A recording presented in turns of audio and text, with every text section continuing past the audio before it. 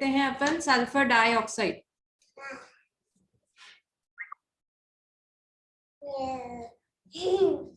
So we start with sulfur, oxides of sulfur, that is first oxide is sulfur dioxide.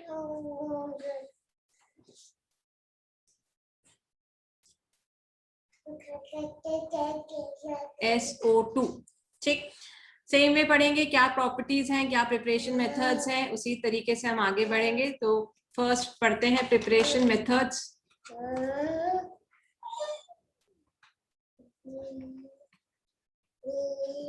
Preparation of SO2। SO2 कैसे बनाया जा सकता है? तो sulphur dioxide बनाने के लिए हम एलिमेंटल सल्फर को ऑक्सीडाइज करते हैं,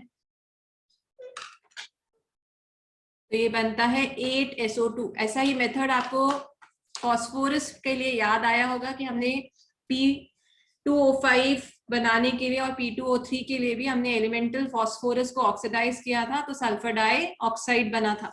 तो यहाँ भी हम क्या लेंगे, एलिमेंटल सल्फर, उसको ऑक्सीडाइज करेंगे तो will get sulphur dioxide.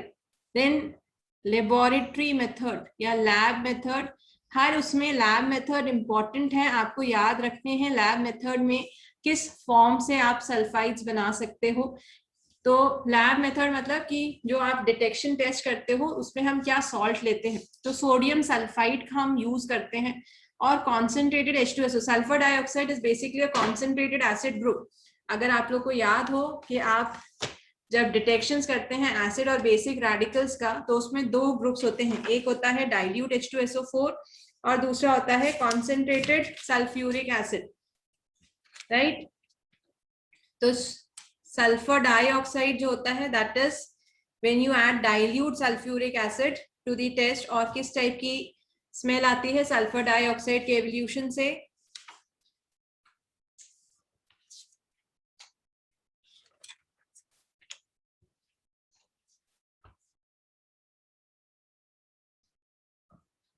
Smell of burning sulphur, वो इस तरीके की फ्रेग्रेंस देता है। तो हमने सोडियम सल्फाइड लिया और H2SO4 डाला, dilute sulphuric acid, this would form evolve sulphur dioxide, जो आपको बर्निंग स्मेल ऑफ सल्फर जैसा आएगा। हेयर जैसी स्मेल आती है, जब बाल जलते हैं तो जैसी स्मेल आती है वैसी इसमें से स्मेल आएगी।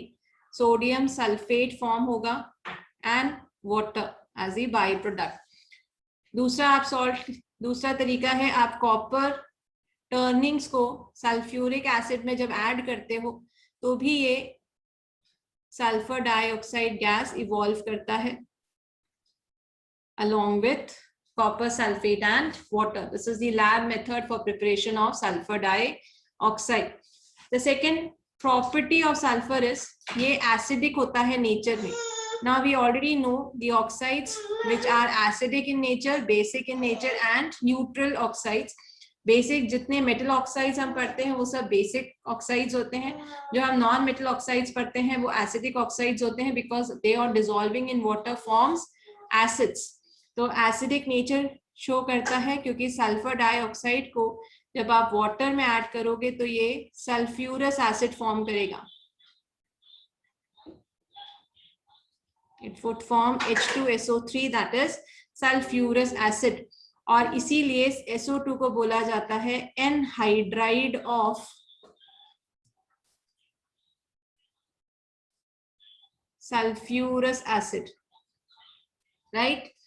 ये और कैसे समझ में आता है सल्फर डाइऑक्साइड, इसको आप सल्फ्यूरस एसिड तो लिटमस एसिड टेस्ट देगा ही, तो एक्वस सॉल्यूशन जो होता है SO2 का it gives litmus test. So acidic solution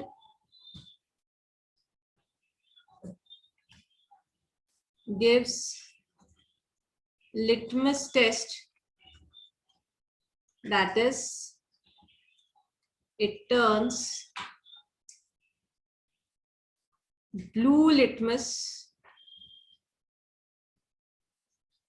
red, that is the identification for a compound being acidic.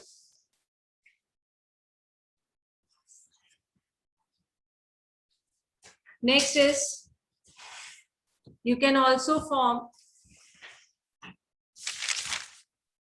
utilize sulfur dioxide for its reducing properties. It is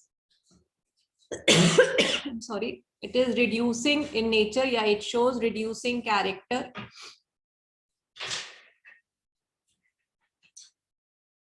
Sulfur dioxide has an oxidation state of +4. You can easily convert it into an oxidation state of +6, and therefore you can use it as the oxidizing reducing agent, क्योंकि खुद oxidise होता है और दूसरे को क्या कर देगा, रिड्यूसिंग प्रॉपर्टी क्या कहता है कि खुद का क्या हो जाएगा, ऑक्सीडेशन, और दूसरे को क्या कर देगा, रिड्यूस, इसीलिए रिड्यूसिंग कैरेक्टर शो करता है, या तो SO3 फॉर्म कर लेगा या खुद H2SO4 में कन्वर्ट हो जाएगा. Now we study the reducing properties of the sulphur with the help of a flow chart.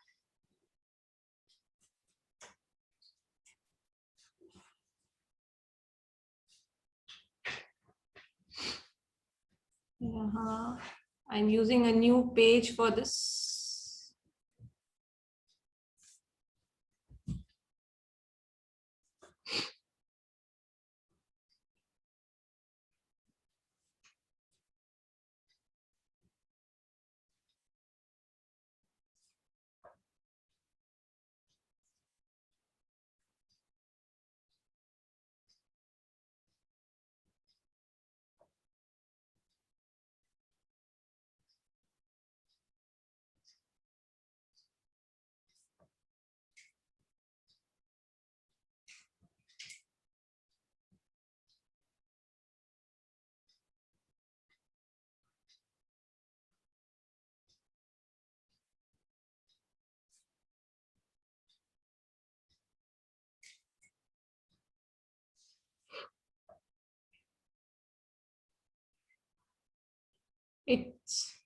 हम पढ़ते हैं अब reducing property of sulphur dioxide. क्या क्या चीजें ये रिड्यूस करता है, तो सबसे पहले ये हैलोजेंस जो होते हैं जैसे क्लोरीन, ब्रोमीन, आयोडीन, इनको ये किसमें कन्वर्ट करता है, टू हैलोजन एसिड्स. तो it helps in the reduction of halogens to halogen acids. For example, chlorine plus SO2 in aqueous solution gets converted to HCl. Sulfur dioxide gets converted to H2SO4.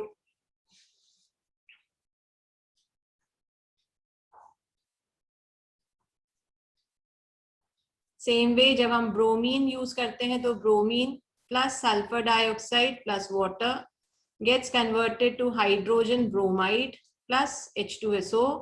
तो ये help करता है to convert halogens to halogen acids. Then KMnO4 solution को ये decolorize करता है. What is the color of KMnO4? Pink. तो KMnO4 solution का जो पिंक कलर होता है इसको ये डीकलराइज कर देता है due to the formation of manganese sulphate, जो कलरलेस कंपाउंड होता है. तो KMnO4 in presence of sulphur dioxide in aqueous solution forms K2SO4 plus MnSO4 plus H2SO4. तो खुद कलर चेंज हो जाता है H2SO4 में और इसके पिंक कलर को कन्वर्ट कर देता है to a colourless compound of manganese sulphate. Then it also turns orange colour potassium dichromate solution to green. तो K2Cr2O7 जो होता है that is potassium dichromate in an acidic medium and presence of sulfur dioxide forms K2SO4 plus Cr2SO4 whole thrice plus H2O. यहाँ पे जो K2Cr2O7 है ये किस कलर का होता है, this is orange colour compound, और ये क्रोमिक सल्फेट इज ग्रीन. तो it converts orange potassium dichromate to green colour compound that is chromic sulphate. Cr+3 में चेंज कर देता है. then it reduces ferric to ferrous, +3 to +2. Again sulfur dioxide plus ferric sulfate plus water gets converted to 2 moles of FeSO4 plus 2 moles of H2SO4. फिर acidified potassium iodate KiO3 gets converted to iodine I2. That means it reduces 2 KiO3 plus 5 moles of SO2 plus 4 moles of water. इसको ये convert करता है to 2 moles of potassium hydrogen sulfate plus 3 moles of H2SO4 and iodine. तो KiO3 gets reduced to iodine. हर जगह ये reduction properties show कर रहा है. आप valencies से check कर सकते हैं whether it has been reduced or oxidized. Chlorine is 0, HCl में -1. So changing from 0 to -1 is reduction. So that is how SO2 helps in reduction. और lead oxide को ये convert कर देता है PbO2 के साथ जब reaction कराते हैं तो it changes it to PbSO4. So lead oxide to lead sulfate. So it is a very good reducing agent as it helps in the reduction of different types of compounds.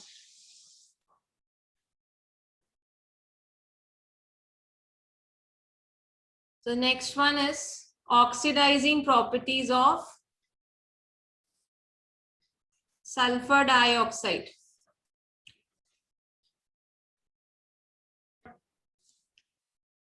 चलो next property is oxidizing property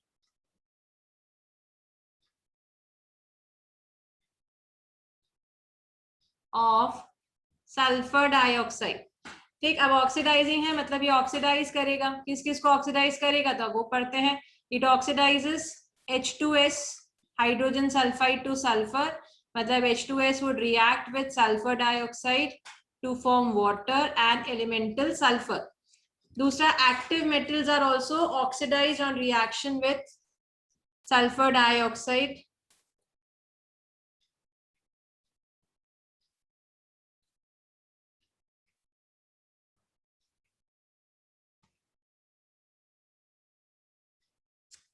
To active oxides. For example, suppose magnesium है, metal है, sulfur dioxide के साथ जब magnesium react करेगा तो magnesium oxide और magnesium sulfide बना लेगा. Same way potassium sulfur dioxide के साथ react करके potassium sulfite K2SO3 और dipotassium sulfide बनाता है K2S2O3. Then iron react करता है sulfur dioxide के साथ to form ferric oxide, ferrous oxide and ferrous sulfide, FeO and Fes. तो ये active metals को respective oxides में convert कर देता है. Then SnCl2 is oxidized to SnCl4 plus sulfur, mercurous chloride Hg2Cl2 plus SO2 plus HCl. It would be converted to HgCl2 plus 2H2O plus sulfur, and 3 is carbon monoxide reacts with sulfur dioxide to form carbon dioxide and sulfur. ये सारी reactions show करता है oxidizing property of sulfur dioxide. Next is it is also a bleaching agent. पिछली class में ही बताया था what is bleaching action.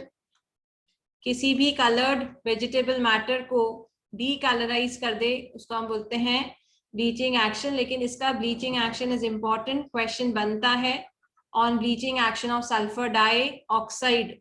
Bleaching action क्यों important है? क्योंकि ये किस पर based है ये पूछा जाता है. तो सल्फर डाइऑक्साइड का जो ब्लीचिंग एक्शन होता है ये टेम्पररी होता है, परमानेंट नहीं है.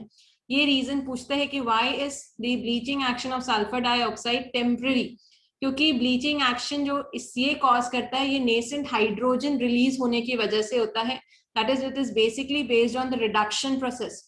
वापस से फिर इसको ऑक्सीडाइज करेंगे तो ये अपना कलर रीगेन कर लेता है, इसीलिए इसको बोलते हैं it's a temporary bleaching action. और ये एग्जाम में सीबीएसई में थ्योरेटिकल क्वेश्चन है, पूछा जाता है, कई बार ऑब्जेक्टिव्स में भी पूछ लेते हैं, because it is different from chlorine. Chlorine में भी हम ये पढ़ेंगे कि वो भी एक ब्लीचिंग एजेंट है, और उसका जो ब्लीच एक्शन है वो परमानेंट होता है, क्योंकि वो ऑक्सीडेशन से ब्लीचिंग एक्शन शो करता है, और सल्फर डाइऑक्साइड रिडक्शन से अपना ब्लीचिंग एक्शन शो करता है। तो दोनों में डिफरेंस है, इसीलिए इसको हम बोलते हैं टेम्पररी, और क्लोरीन इज परमानेंट। तो sulphur dioxide is a mild bleaching agent.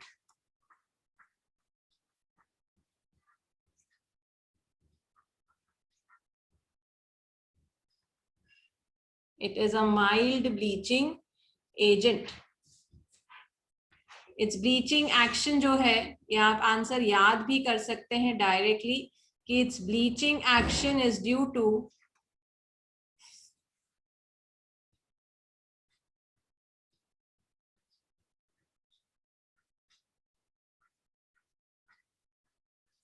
the reduction of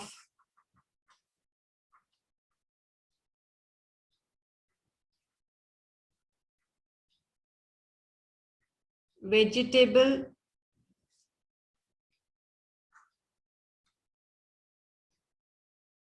coloring matter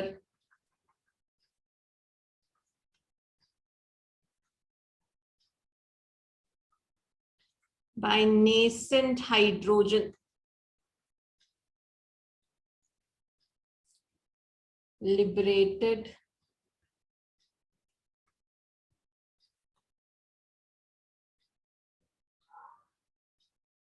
in the presence of moisture.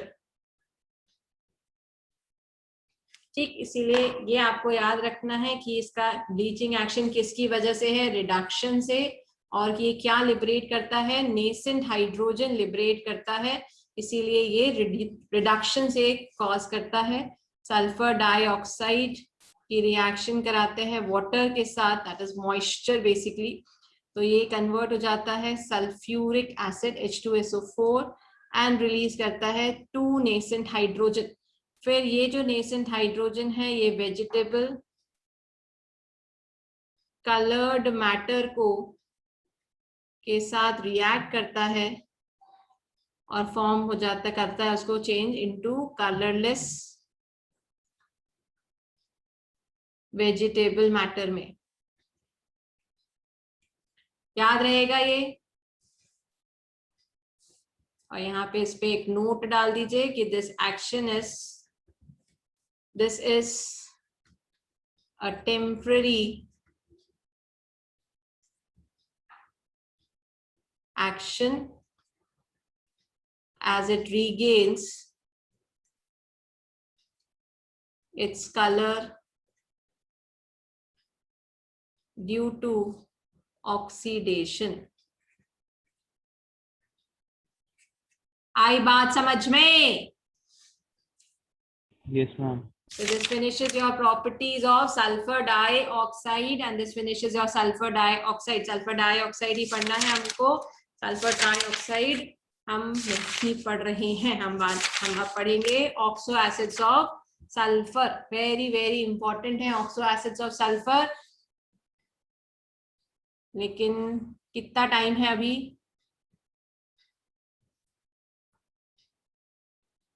7:32 है, अभी है 7-8 मिनट आई गेस। चलो, so we next start with oxo acids of sulphur.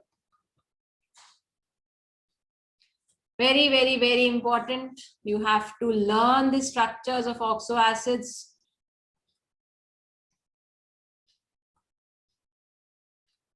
Star बना लीजिए इस पे, और इसको आपको अच्छे से याद रखना है कि कौन सा ऑक्सो एसिड, जैसे हमने ऑक्सो एसिड्स ऑफ फास्फोरस पढ़े थे वैसे ही यहाँ हमें ऑक्सो एसिड्स ऑफ सल्फर पढ़ने हैं और सारे स्ट्रक्चर्स आपको याद करने हैं। पहला ऑक्सो एसिड है सल्फर का सल्फ्यूरस एसिड। सल्फ्यूरस एसिड का फॉर्मूला होता है H2SO3। दूसरा है sulphuric acid. Formula for sulphuric acid is H2SO4। Third is peroxo mono sulfuric acid, H2SO5. This is called as Carros acid.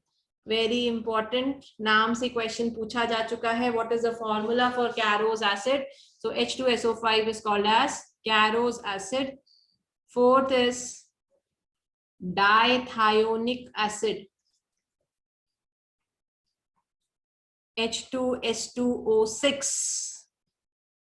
Then pyrosulfuric acid. Pyrosulfuric acid को बोलते हैं oleum. H2S2O7 is called as oleum. Again very important. और last है आपका peroxo disulphuric acid, H2S2O8. This is called as Marshall's acid. सबके common नाम आपको याद रखने हैं, सबके स्ट्रक्चर्स याद रखने हैं और सबके ये नाम भी याद रखने हैं कि H2SO3 को सल्फ्यूरस बोलते हैं, H2SO4 को सल्फ्यूरिक बोलते हैं, H2SO5 को कैरोस बोलते हैं या परऑक्सो मोनोसल्फ्यूरिक एसिड बोलते हैं.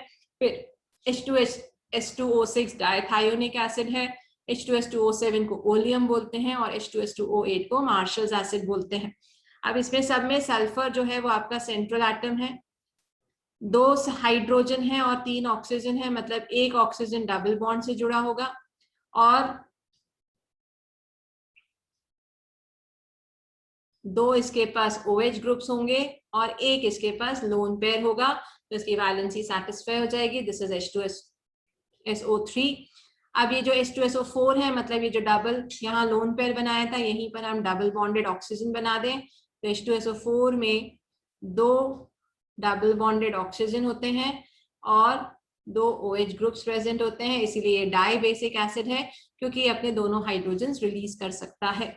परऑक्सो मोनो का मतलब होता है इसमें एक परऑक्साइड लिंकेज है और बाकी जैसा सल्फ्यूरिक एसिड का स्ट्रक्चर है सेम वैसा ही बना दीजिए, बस एक OH में आप परऑक्साइड लिंकेज दे दीजिए तो उससे आपका परऑक्सो मोनो बन जाएगा, मतलब ये O और H.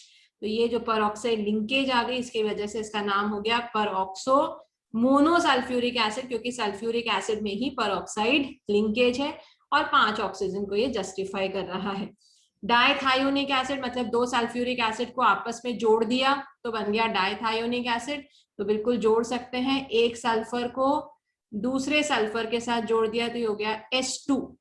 2 हाइड्रोजन है, 6 ऑक्सीजन है, तो पहले ये तो ऑक्सीजन जस्टिफाई करा दें, ऊपर नीचे लगा दें 2 2, तो ये हो गए 4. एक लग गया यहाँ OH के साथ, एक लग गया यहाँ OH के साथ, ये हो गए 6 ऑक्सीजन और 2 हाइड्रोजन. अब सेम स्ट्रक्चर नीचे प्रोसीड करवा देना, बस बीच बीच में ऑक्सीजन लगता जाएगा. तो एक बार इसमें 6 है, इसमें 7 है, तो 7 है मतलब एक ऑक्सीजन और बीच में लगा दो, और इसमें 8 है मतलब 2 ऑक्सीजन इसके बीच में लगा देंगे तो ये स्ट्रक्चर्स बन गए. तो ये लगा दिया S, 7 ऑक्सीजन के लिए एक ऑक्सीजन बीच में लगा दिया, बाकी एज इट इज उसको कॉपी कर दिया मैंने, Ctrl+C Ctrl+V, ये बन गया ओलियम. अब ये हो गए 7. अब 8 ऑक्सीजन है तो एक परऑक्साइड लिंकेज डाल दो तो ये परऑक्सो बन जाएगा. तो एक सल्फर, ये 2, ऊपर नीचे ऑक्सीजन जोड़ दिए, बीच में ये लगा दिया, ये आ गया, ऊपर नीचे 2 ऑक्सीजन आ गए और इधर OH आ गया और इधर OH आ गया. क्लियर?